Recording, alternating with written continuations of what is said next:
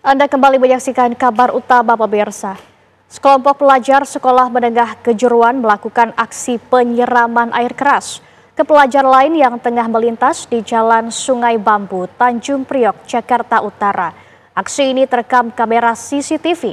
Satu orang korban dirawat di RSCM dengan luka bakar di bagian wajah akibat aksi penyiraman air keras tersebut.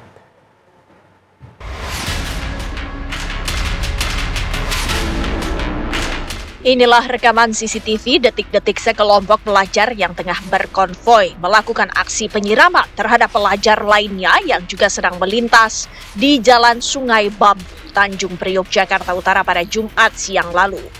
Peristiwa ini membuat korban berinisial AP, 17 tahun, mengalami luka bakar di bagian wajah hingga leher.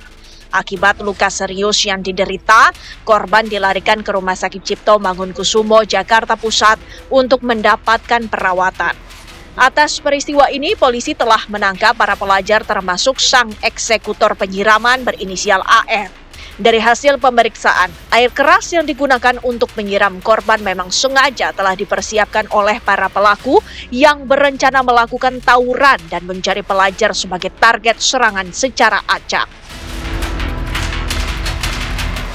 Pelakunya adalah siswa dari satu SMK di wilayah Koja. Sementara korban adalah siswa juga yang berasal dari SMK di wilayah Tanjung Priok.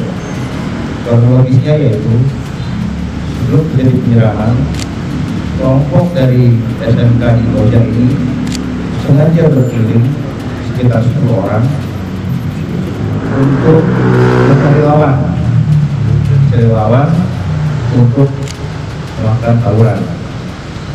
Karena nggak ketemu lawan, tidak ada lawan, mereka papasan dengan korban yang sedang bertiga pada saat itu.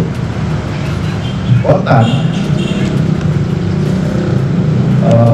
pelaku ini memepet kendaraan korban, kemudian setelah pepet terjatuh, kemudian si pelaku langsung menggunakan air keras sehingga korban sampai saat ini masih dirawat di RSCM.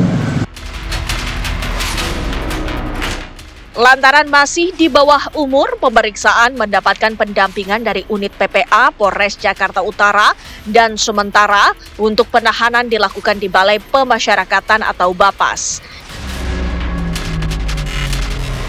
Dari Jakarta, Dava Akbari, TV One mengabarkan. Dan pemirsa, untuk memperbarui informasi aksi kelompok pelajar yang siram air keras kepada pelajar lain dengan maksud cari musuh untuk tawuran ini, sudah ada rekan Yolanda Chadiago bersama warga yang berada di lokasi penyiraman air keras di Tanjung Priok, Jakarta Utara. Yolanda, silakan dengan laporan Anda. Ya baik, selamat malam Laura dan juga pemirsa. Saat ini saya sudah berada langsung di lokasi kejadian penyiraman air keras oleh salah seorang pelajar di Tanjung Priok, Jakarta Utara. Dan saat ini saya akan mengajak Anda berbincang bersama salah satu warga yang ada di kejadian pada hari itu. Halo, selamat malam Mas Andi. Ya, malam Mbak. Mas Andi, mungkin bisa diceritakan sedikit bagaimana kejadian pada hari itu Mas Andi? Pada hari itu sebelum sholat Jumat ya, kami lagi duduk di pos RW dan tiba-tiba ada terjadi kerusuhan seperti itu kan Mbak. Untuk kronologinya saya kurang jelas, tapi pas kita datangin rame-rame itu korban udah tersungkur ke bawah gitu Mbak, di sebelah sini. Pas kami ketahui saat itu ternyata udah ada penyiraman air keras dan pelaku itu bermotor banyak Mbak ya, ada yang pakai motor trail. Pas kejadian seperti itu kami coba untuk mengejar dan motor itu kencang banget jadi nggak bisa. Dan kebetulan ada teman kami yang sopir APB itu ikut ngejar juga. Tapi namanya motor Mbak ya itu bisa nyelip-nyelip kan. Akhirnya dia banting setir ke kanan karena di APB jadi nggak bisa gitu. Jadi gitu sih Mbak. Untuk barang bukti atau rekaman CCTV sendiri itu Mas didapat dari mana ya Mas? Oh, yang kami dapat sih kebetulan yang kamera itu punya teman saya ya. Jadi saya minta untuk bukti ketika kepala sekolahnya minta ya kami kasih gitu sih. Tadi kan Mas Andi sempat bilang kalau sempat ada pengejaran oleh warga. Iya. Apakah itu tertangkap pelakunya pada saat pengejaran? Pas kami kejar rame-rame bareng anak-anak itu tidak ketangkap karena kencang banget Mbak. Kencang banget motornya. Berarti nihil hasilnya? Nihil.